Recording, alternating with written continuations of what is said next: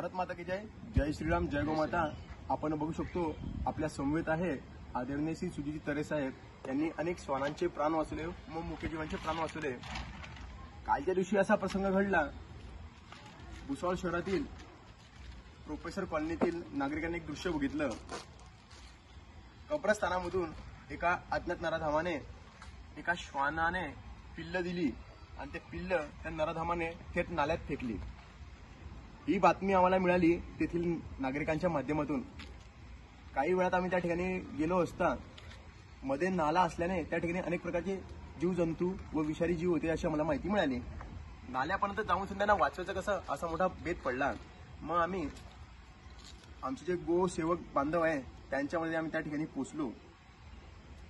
नमस्कार मंडळातील जयेश भाऊ पाटील व अक्षय भाऊ पाटील यांना आम्ही त्या ठिकाणी घेऊन गेलो. भिंती कुदूनसनी आम्ही त्या ठिकाणून एक एक श्वानाच्या पिल्लाला वाचवण्यात यश आलं.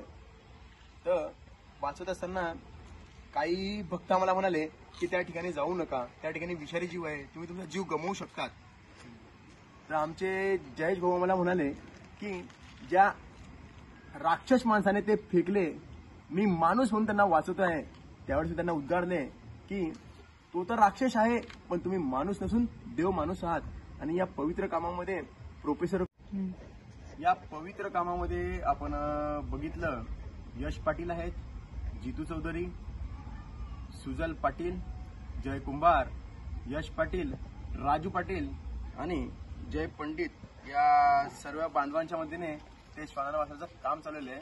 तरी मी आदरणीय शासनदेवांना प्रार्थना करतो की ज्या नराधमाने त्या मुक्या जीवांना नाल्यामध्ये फेकलं अशावरती कठोर कारवाई केलेली पाहिजे, जेणेकरून आपल्या धरती मातेवरती सर्वांना जगण्याचा अधिकार आहे व त्यांना तो जगण्याचा अधिकार सर्वांना मिळाला पाहिजे. आणि जे जे मुक्या जीवांवरती अन्याय करतील त्यांना कठोर शासन झालं पाहिजे.